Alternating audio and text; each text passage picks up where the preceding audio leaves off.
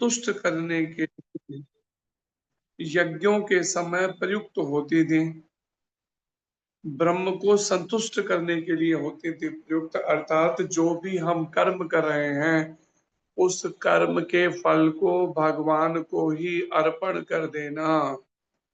सामान्यतः हर व्यक्ति कर्म का फल खुद भोगना चाहता है, लेकिन भगवान को ही अर्पण करने वाली सोच को, कि जो भी मैं जीवन में जो भी मैं यज्ञ कर रहा हूँ, अनुष्ठान कर रहा हूँ, पूजा कर रहा हूँ, उसका फल प्रभु मैं आपको ही अर्पण करता हूँ।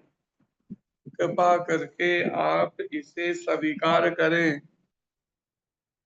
प्रभुपाद जी कहते हैं तात्पर्य में यह बताया जा चुका है, यह बताया जा चुका है कि तपस्या, यज्ञ, दान तथा भोजन के तीन तीन भेद हैं। ये तीन तीन भेद क्या है, जरा जल्दी से बता दीजिए।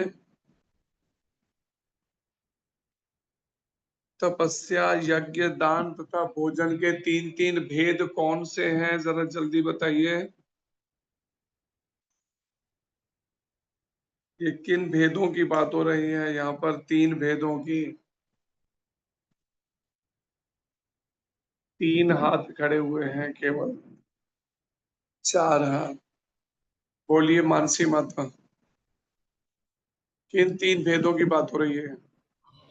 हरे कृष्ण प्रभु जी, दंडवत प्रणाम प्रभु जी। सात्विक, राजसिक और तामसिक भोजन, तपस्या, यज्ञ, दान। यहाँ पर जो तीन प्रभुपाद जी कहते हैं, तीन तीन भेद हैं। तपस्या के भी तीन भेद हैं, यज्ञ के भी, दान के भी, भोजन के भी, और इस तरह के अन्य भी तीन भेद क्या है? सतोगुणी तपस्या, रजोगुणी तमोगुणी तपस्या, सतोगुणी यज्ञ, रजोगुणी तमोगुणी यज्ञ, सतोगुणी दान, रजोगुणी तमोगुणी दान, सतोगुणी भोजन, रजोगुणी तमोगुणी भोजन, सात्विक, राजस तथा तामस। लेकिन चाहे ये उत्तम हो, मध्यम हो या निम्न हो, ये सभी बद्ध तथा भौतिक गुणों से कलुषित हैं। प्रभुपाद जी कहते हैं चाहे सतोगुणी हो, चाहे रजोगुणी हो, चाहे तमोगुणी हो, तीनों के तीनों कलुषित हैं, तीनों के तीनों मलिन हैं, भौतिक गुणों के द्वारा, प्रकृति के तीनों गुणों से दूषित हैं ये। इसलिए प्रकृति के तीनों गुणों में से किसी भी गुण में भगवत प्राप्ति नहीं हो सकती, ना तो तमोगुण में रहकर, ना रजोगुण में, और ना ही सतोगुण में रहकर भगवत धाम मिल सकता है। अब विचार कीजिए, यहाँ तो इन गुणों से ही ऊपर नहीं उठे जा रहा, तो आप विचार करो फिर ऐसी स्थिति में भगवत प्राप्ति एक ही जन्म में कैसे होगी, जरा सोचिए। अभी तो रजो और तमोगुण से ही नहीं निकल पा रहे सतोगुण में आने के लिए, और यहाँ पर बात हो रही है सतोगुण से भी आगे बढ़ने की। अब विचार करके देखिए कैसे होगी ये तैयारी पूरी। अगर हम जिस तरह की साधना कर रहे हैं, जिस तरह का अपना चिंतन हमने मन में बना के रखा है, कैसे प्राप्त कर पाएंगे लक्ष्य को, जरा सोच के देखिए। किंतु जब ये ब्रह्म ओम तत्सत को लक्ष्य करके किए जाते हैं, तो आध्यात्मिक उन्नति के साधन बन जाते हैं। अब ऐसी परिस्थिति में जब हम तमोगुण, रजो और सतोगुण से ऊपर नहीं उठ पा रहे, ऐसे में यहाँ पर क्या समझाया जा रहा है, जरा जल्दी से बता दीजिए। आध्यात्मिक उन्नति का क्या साधन है, क्या समझाया जा रहा है? जब तीनों भौतिक गुणों से कलुषित हैं, ये सभी उत्तम, मध्यम, निम्न तीनों, किंतु जब ये ब्रह्म ओम तत्सत को लक्ष्य करके किए जाते हैं तो आध्यात्मिक उन्नति के साधन बन जाते हैं। इसका क्या मतलब होता है? केवल एक हाथ खड़ा हुआ। अब विचार कीजिए, और हम भगवत प्राप्ति की बात सोच रहे हैं, दो हाथ खड़े हुए, क्या मतलब हुआ इसका?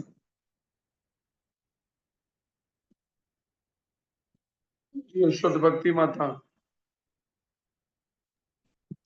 जी प्रभु जी, यानी अगर इसका जो भी हम कर्म कर रहे हैं वो चाहे किसी भी गुण में हो, लेकिन अगर उसको भगवान, उसका फल अगर भगवान को दे दिया जाता है या भगवान के नाम के साथ उसको किया जाता है तो हमारी आध्यात्मिक उन्नति हो सकती है। जैसे ओम तत्सत ये पर ब्रह्म का जो नाम है। भगवान के नाम के साथ करने से अगर अभी शुद्धि नहीं है तो रास्ता कैसे खुलेगा? कैसे उससे? बोलिए प्राण गोपाल जी।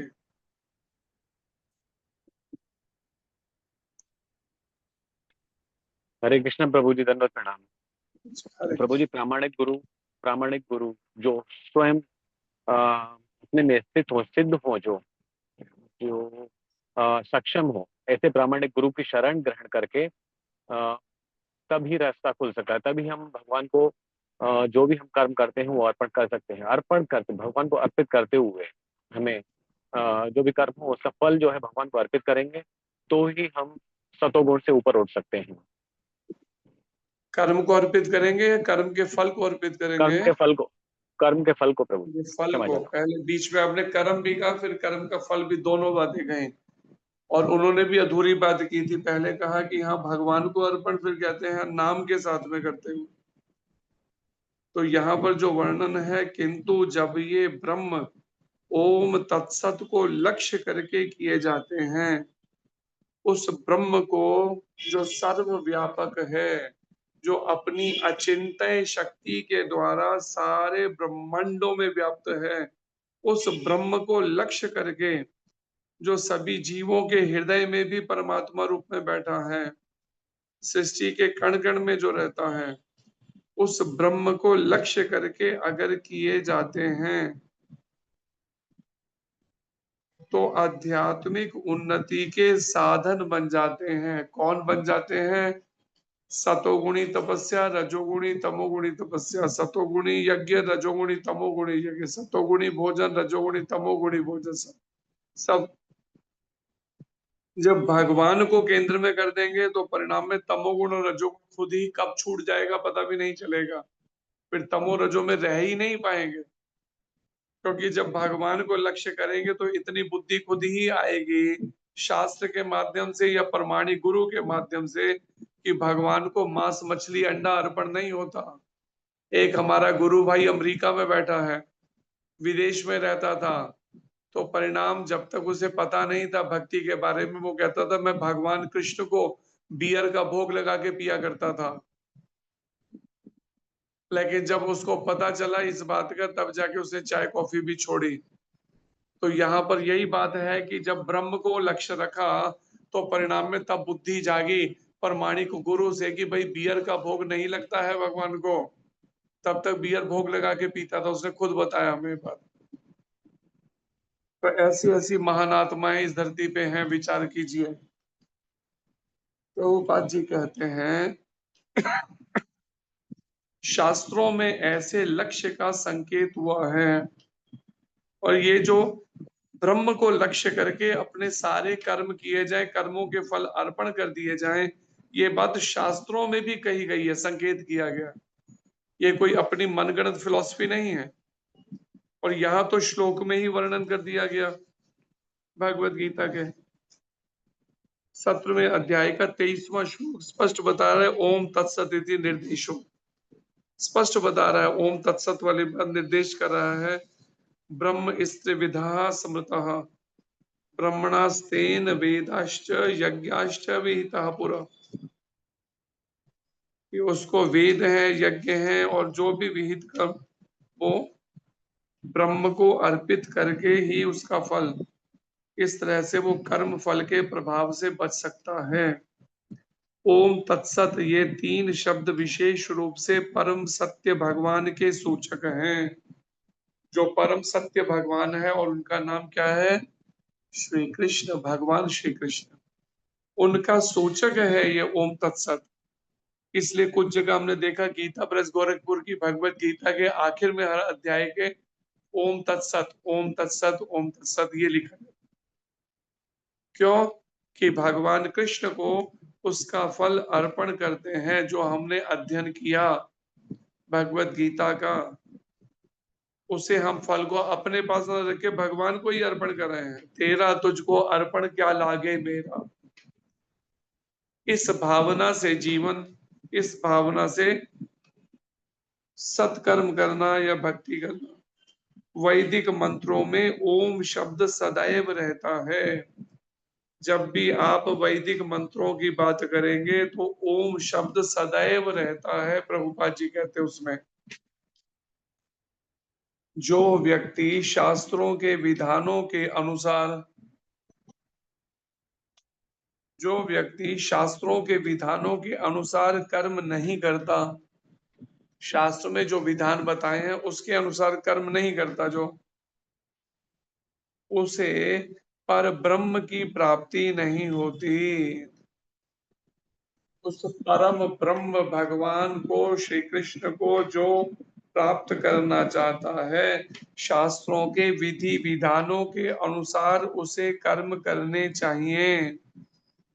और जो व्यक्ति शास्त्रों के विधानों के अनुसार कर्म नहीं करता, जैसे संक्षेप में क्या है, चारों नियम का पालन करना, भगवान के नामों का जप करना, ब्रह्म मुहूर्त में उठना, अगर वो इन विधानों का पालन नहीं करता मिनिमम, तो परिणाम पर ब्रह्म की प्राप्ति नहीं होती। भले ही उसे क्षणिक फल प्राप्त हो जाए, जो वो जितना भी करेगा उससे थोड़ा सा क्षणिक फल भले मिल जाए, लेकिन पर ब्रह्म की प्राप्ति नहीं होगी। क्षणिक फल मिल जाएगा, थोड़ा सा उसे सुविधा मिल जाएगी, या थोड़ा सा जिसके कारण से उसे अगला जन्म किसी ऐसे परिवार में मिल जाए, लेकिन भगवत प्राप्ति एक ही जन्म में नहीं होने वाली। पर ब्रह्म की, जो शास्त्र के विधानों के अनुसार कर्म नहीं करता, मन मर्जी वाले कर्म करता है, भले ही, तात्पर्य यह है कि दान, यज्ञ तथा तप को, दान यज्ञ तथा तप को सतोगुण में रहकर करना चाहिए। देखिए यहाँ पर स्पष्ट ये बात कही जा रही है।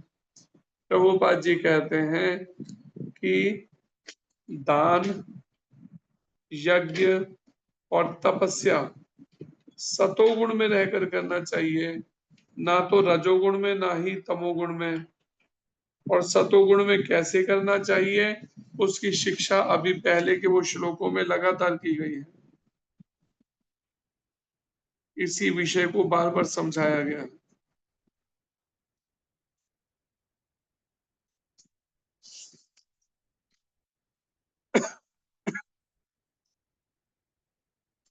दान, यज्ञ तथा तप सतोगुण में रहकर करना चाहिए। रजो या तमो गुण में संपन्न करने पर ये निश्चित रूप से निम्न कोटि के होते हैं।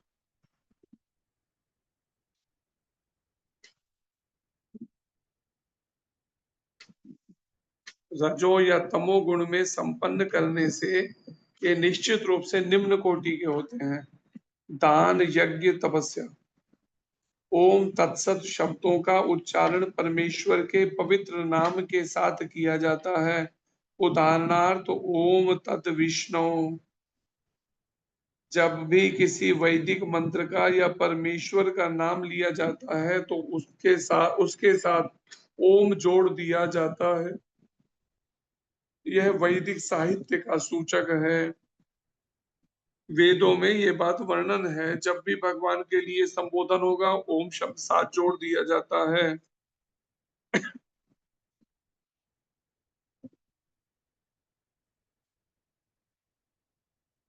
और यह वैदिक साहित्य का सूचक है। ये 3 शब्द वैदिक मंत्रों के लिए, वैदिक मंत्रों से लिए जाते हैं।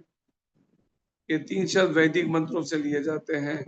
ओम इत्येतद् ब्रह्मणो नेदिष्ठम नाम, ये ऋग्वेद में वर्णन है। ऋग्वेद प्रथम लक्ष्य का सूचक है।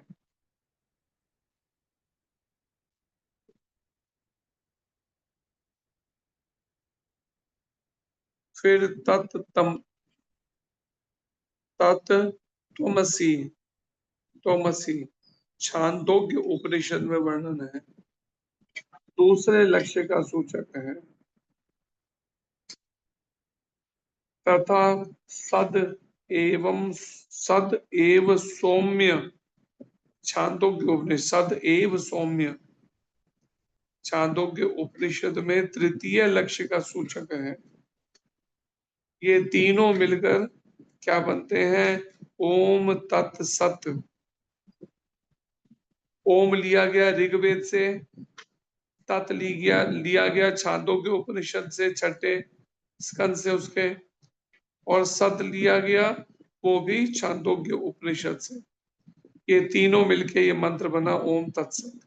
आदि काल में जब प्रथम जीवात्मा ब्रह्मा ने यज्ञ किए, सबसे प्रथम जीवात्मा इस ब्रह्मांड की, उन्होंने जब यज्ञ किए ब्रह्मा जी ने, तो उन्होंने इन तीनों शब्दों के द्वारा भगवान को लक्षित किया था। अपने यज्ञों का फल भगवान को अर्पित करने के समय ओम तत्सत इसे लक्षित किया गया। अतएव गुरु परंपरा द्वारा उसी सिद्धांत का पालन किया जाता रहा है। इसलिए गुरु परंपरा भी ब्रह्मा जी के बताई इस पद्धति को ही, इसी को मानती है। आदि काल में ब्रह्मा जी ने ऐसा किया,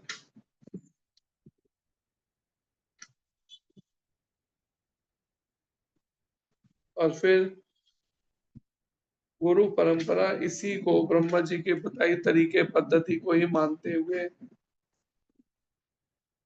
ओम तत्सत इस वैदिक मंत्र के द्वारा अपने सारे किए हुए भक्तिमय कर्मों का, सत्कर्मों का फल पर ब्रह्म ईश्वर को, पर ब्रह्म भगवान को अर्पित करने की प्रेरणा, शिक्षा देता है वैदिक साहित्य।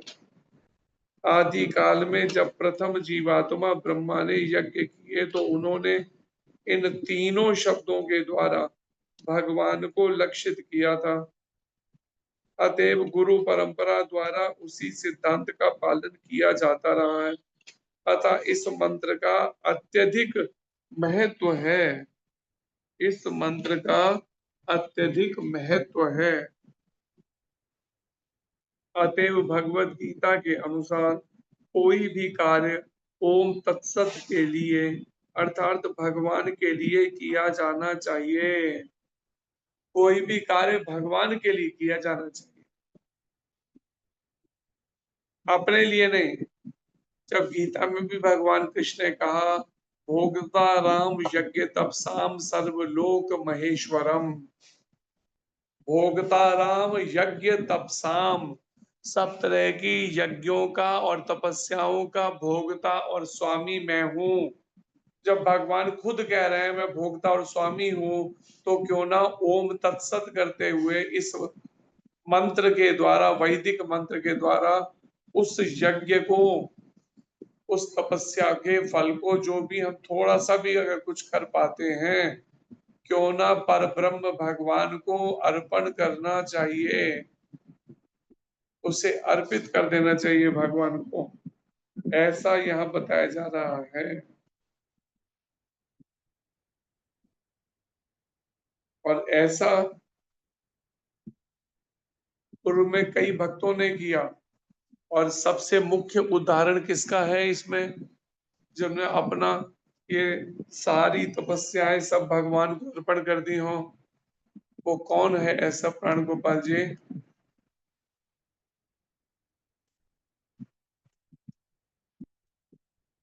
हैंड रेज हो रखा है आपका।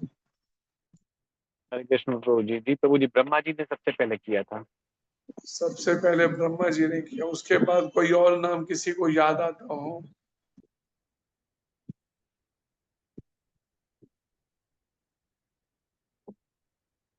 कोई और नाम याद ही नहीं आता। बोलिए प्रीति माता।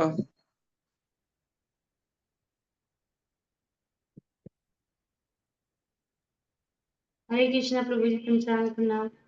हरे कृष्णा। भगवान शिव जी ने प्रभु जी। रिया माता। भगवान शिव जी ने प्रभु जी। हरे कृष्ण प्रभु जी। प्रभु जी अम्बरीश महाराज। बिंदु बिंदु माता।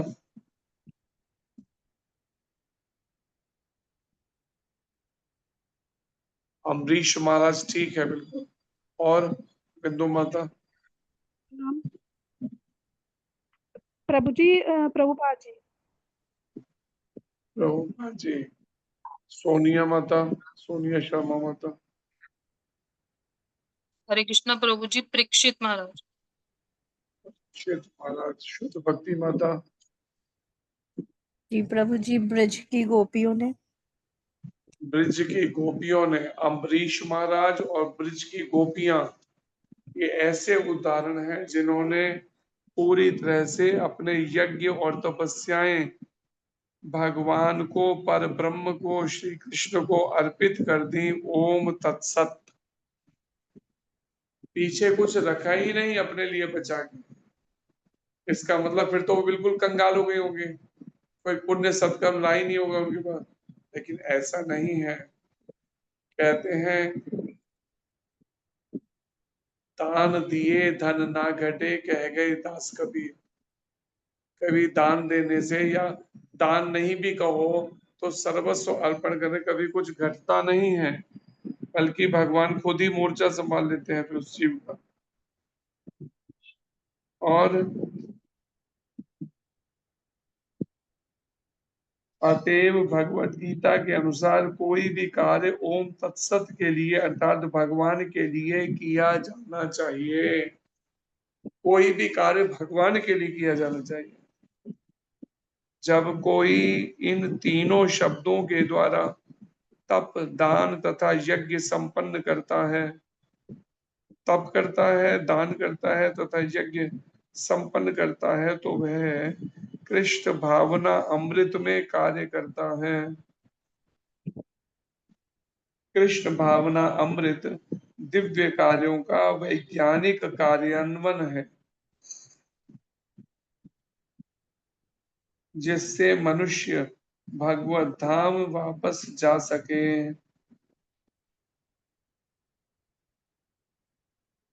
अगर इन तीन शब्दों के द्वारा तप, दान, यज्ञ संपन्न करता है, हमेशा ओम तत्सत के द्वारा अपने पास कोई फल नहीं रखता, पर ब्रह्म को, भगवान को अगर अर्पित कर देता है, तो परिणाम तो वह कृष्ण भावना अमृत में कार्य करता है। इसका मतलब है कृष्ण भावना रूपी अमृत में अमर हो जाने वाले पथ पे चल पड़ा, वो कार्य करता है। और कृष्ण भावना अमृत दिव्य कार्यों का वैज्ञानिक कार्यान्वयन है। ये कृष्ण भावना अमृत क्या है? दिव्य कार्यों का वैज्ञानिक कार्यान्वयन। जो भी दिव्य कार्य जो भगवान से मिलाने वाले हैं, जो भगवत प्रेम, कृष्ण प्रेम को प्रदान करने वाले, ऐसे कृष्ण भावना अमृत के जो दिव्य कार्य हैं, उनका वैज्ञानिक कार्यान्वयन है ये कृष्ण भावना अमृत, वैज्ञानिक तौर पर, जिससे मनुष्य भगवत धाम वापस जा सके। मनुष्य भगवत धाम वापस जा सके, एक तरह से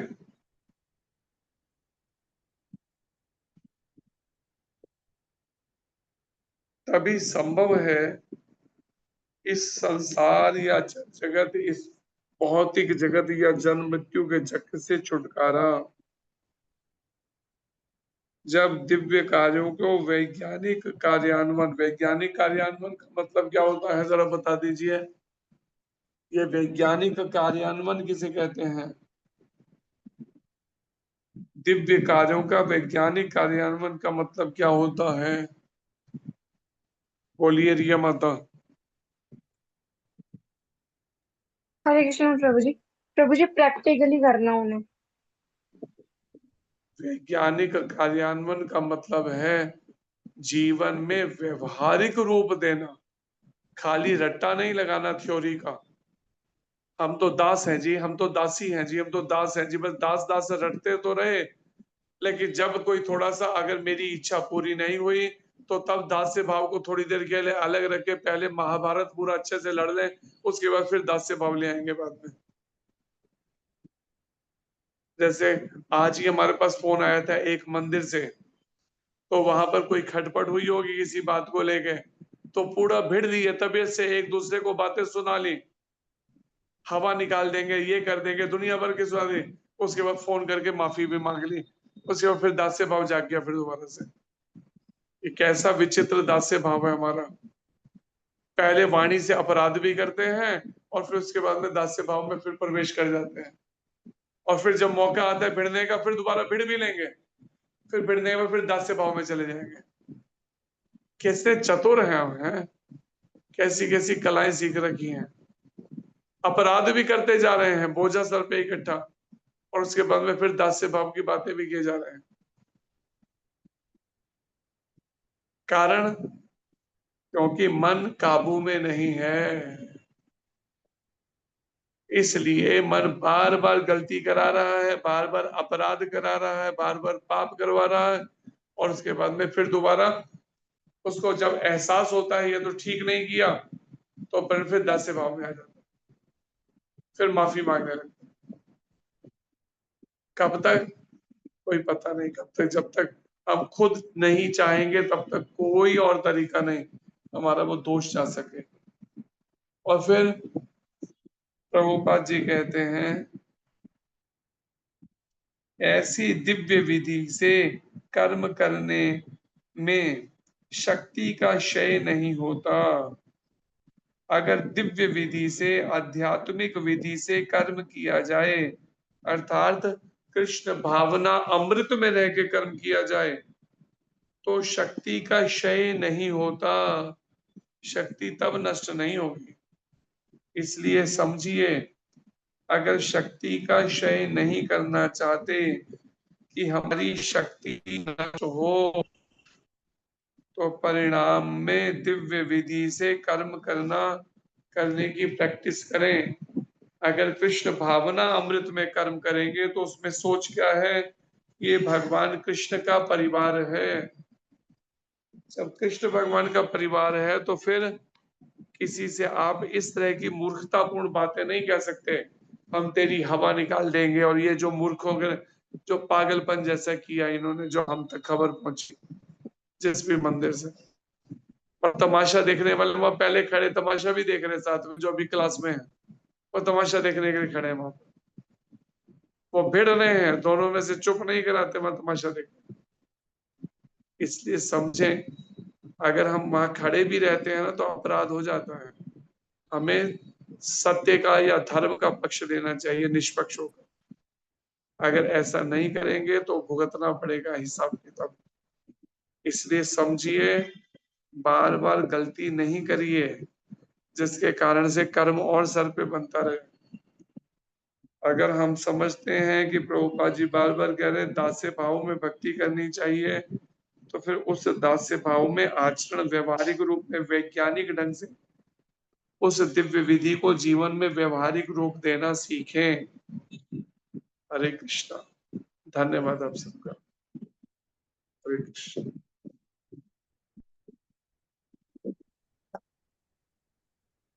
हरे कृष्णा प्रभु जी, बहुत बहुत धन्यवाद आपका। हरे कृष्ण। जी प्रभु जी, कोई प्रश्न नहीं है, क्लास एंड करें। ठीक।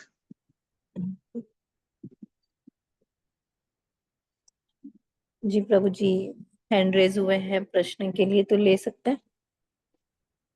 जी बोलिए। जी प्राण गोपाल प्रभु जी, अनम्यूट कीजिए।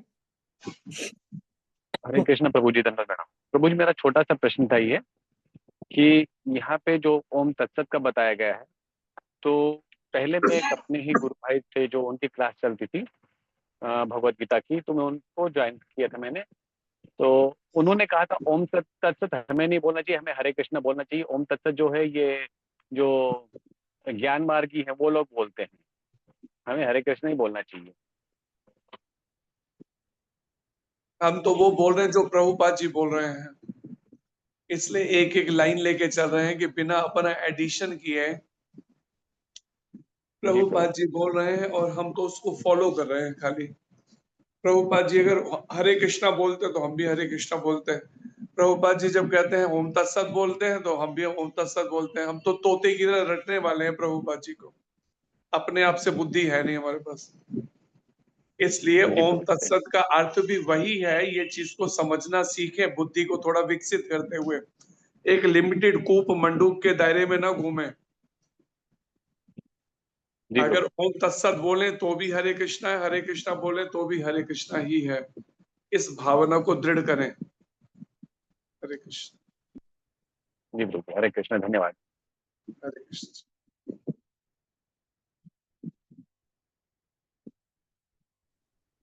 अभी तो इतनी बात समझना मुश्किल हो रही है, इसलिए आगे की बात तो बताई नहीं जा रही, इसकी आगे की क्या है। अगर वो बता दी तो गड़बड़ हो जाएगी, क्योंकि उतने को व्यवहारिक रूप देने में कितने तो सहजिया हो जाएंगे इनमें से। इसलिए अभी तो ओम तत्सत वाला पहले डाइजेस्ट कर ले, कभी कोई योग्य मिलेगा तो तब उसको बता सकते हैं अगला स्टेप क्या होता है इसका। हरे कृष्ण। हरे कृष्णा। जी निशा माता जी पूछिए। हरे कृष्णा प्रभु जी, दंडवत प्रणाम। हरे कृष्णा माता जी, दंडवत प्रणाम। हरे प्रभु जी, कृष्ण। इसमें लिखा हुआ जैसे ओम तत्सत शब्द है, हमें जैसे हमें कोई भी कार्य करे, हमें भगवान तो हमें ये कैसे करना है? कोई या कोई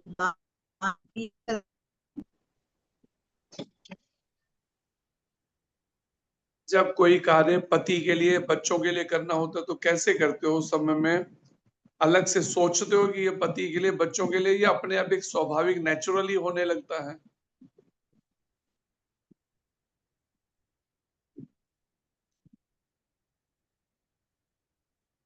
बोलते क्यों नहीं, चुप्पी के साथ के बैठ गए?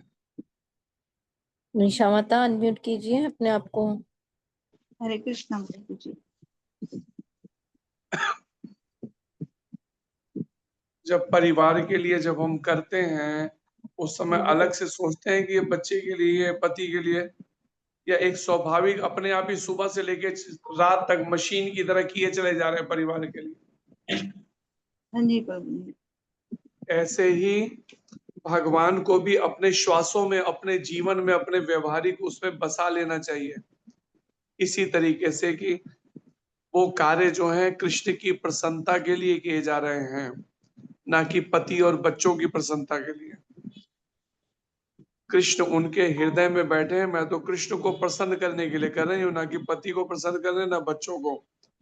लेकिन कृष्ण को प्रसन्न के लिए कैसे करना है? प्रसन्न करने के लिए जैसा भगवत गीता में बताया है उसके अनुसार करना है, मनमर्जी वाले तरीके से प्रसन्न नहीं करना है।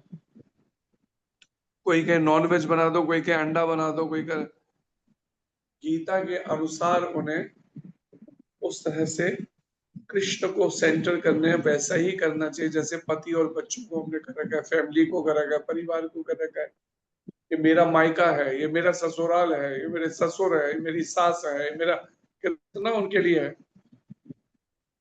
लेकिन कृष्ण मेरे हैं, इस बात को दृढ़ करना चाहिए। ये कृष्ण का परिवार है, ना कि मेरा परिवार है। जो मैंने गलत बात दिमाग में भर रखी है उसको वॉश आउट करना है मुझे। ऐसा चिंतन की प्रैक्टिस करनी चाहिए नाम जप करते हुए। कृष्ण का परिवार है, इसलिए मुझे पूरी दिनचर्या में जो भी करना है कृष्ण की प्रसन्नता के लिए करना है। और रात को सोने से पहले क्या करना है? ओम तत्सत, ओम तत्सत कृष्ण को ही अर्पित कर देना है वो किया वो पूरे दिन भर की दिनचर्या का हर कार्य। बताइए पाप कैसे होगा, झूठ कैसे बोला जाएगा, अनीति कैसे होगी, अधर्म कैसे होगा, हिंसा कैसे होगी? संभव ही नहीं। इसलिए जैसे बाकी सब रिलेशन निभाते हैं, ऐसे ही भगवान का भी रिलेशन निभाने की आदत मन को सिखाइए। अगर चाहते हैं अंते नारायण स्मृति हो तो, नहीं तो गड़बड़ हो जाएगी। आखिरी समय कहीं और ही मन चला जाएगा। विचार करिए। हरे कृष्ण। प्रभु जी, हमें रात में माला करनी है क्या ओम तत्सत की? रात में माला करने में मना कौन है? कभी भी कर सकते हैं माला, तो कभी मना नहीं किया, लेकिन साथ में श्वासों की माला करने की भी प्रैक्टिस करिए।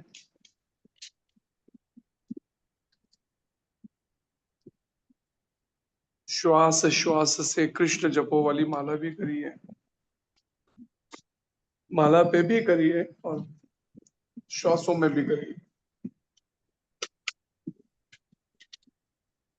हरे कृष्ण प्रभु, धन्यवाद प्रभु। कृष्ण। जी हरे कृष्णा प्रभु जी, बहुत बहुत धन्यवाद आपका। हरे कृष्ण। वांछा कल्पतरुभ्यश्च कृपा सिंधुभ्य एव च पतितानां पावनेभ्यो वैष्णवेभ्यो नमो नमः। इस ग्रेस संडे व्यास प्रभु जी की जय, श्री गुरु गोविंद जी की जय, माता की जय, वैष्णव की जय। हरि हरी हरी बोल।